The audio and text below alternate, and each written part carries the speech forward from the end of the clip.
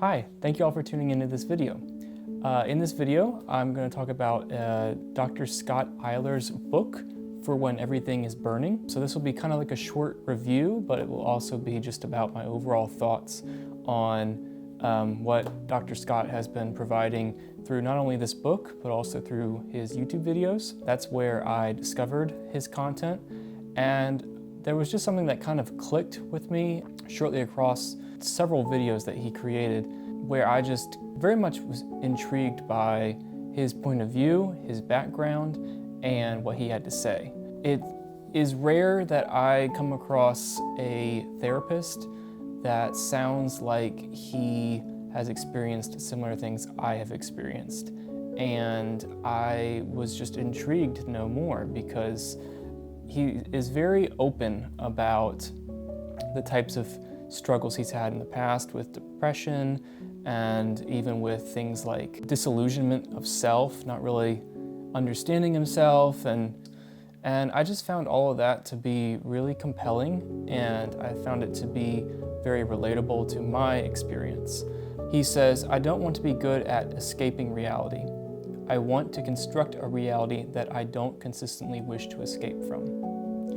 And then on the back of the book, he says, "If you feel like the world forgot to prepare a spot for you, this is for you. If you feel like you were born into the wrong timeline, the wrong culture, or on the wrong planet, this is for you. If you've ever found yourself questioning your humanity and wondering if you are something else, this is for you." And he goes on and states a couple more interesting statements about, people that don't feel like they connect. They don't feel like they fit in, and they honestly don't feel very good. From the title of this book, For When Everything is Burning, it kind of refers to when your life is very, very difficult, kind of like the valley of the shadow of death. So what's interesting is Dr. Scott talks in this book about various issues that people with depression and people with low self-esteem suffer from. Mainly that people develop these low self-esteem habits or thought patterns where they don't believe that they are valued or that they deserve to be valued. And I found that to be very relatable because for whatever reason, I tend to sway towards that side of being very critical towards myself and judging myself for past mistakes very harshly.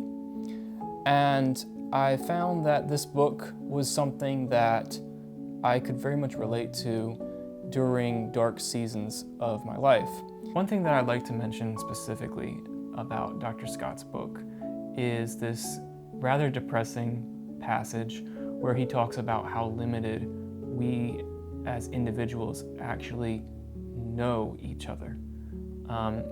Basically, his point is we're all very complex people, and we only get to experience this small window of comparison and connection between each other because so much of our complexity is within, and it's important to realize that as much as you may love someone, you may know someone, you may be close to someone, part of how you experience living with them or loving them is your own filter of how you see them. And they have an entire past that you don't know everything about. And they have an entire internal system that works and dysfunctions at times that you don't actually see.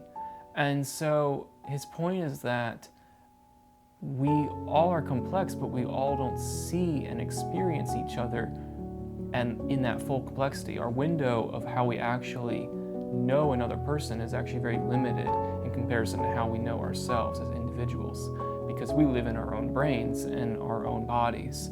And so his point is, you at the end of the day, you yourself, an individual, you are your beloved. That's actually, wording that he uses in this book. You are your beloved. You are your best friend. You are your best companion for life.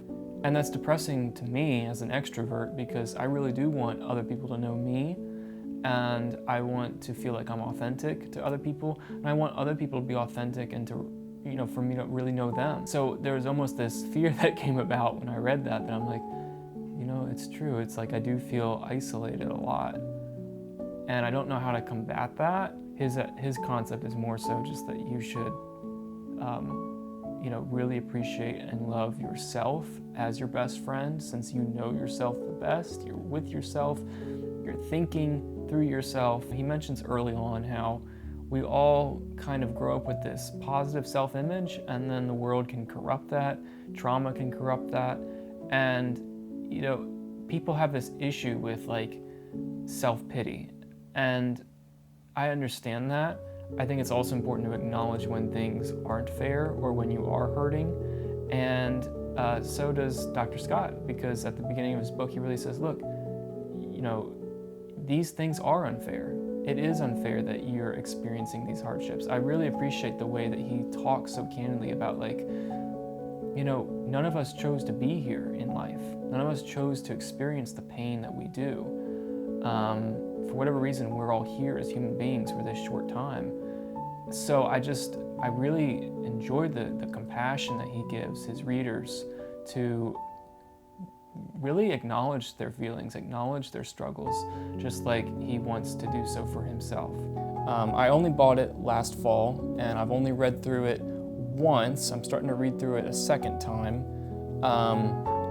But it's a really great book because not everybody can afford therapy, but you will feel better after reading this book, because you'll understand that somebody relates to what you're struggling with. And on top of it, he gives valuable just advice and insight into how to reshape the way that you think about life. It is a very important lesson to remember that regardless of whether or not medication works for you, regardless of whether or not actual therapy with a licensed therapist works for you, you do have the ability to resort to how you want to react to the struggles that you experience. I'm just really impressed by his approach to therapy. Definitely check out his YouTube channel, check out all his videos, because he's not just a therapist that speaks from a high mountain down to all of us struggling. He's someone that really did, and probably still does, experience these complicated emotions and impulses and controlling internal monologues that we experience as people with self-esteem struggles or depression struggles. Thank you for watching this, and I look forward to making more content that you can check out soon.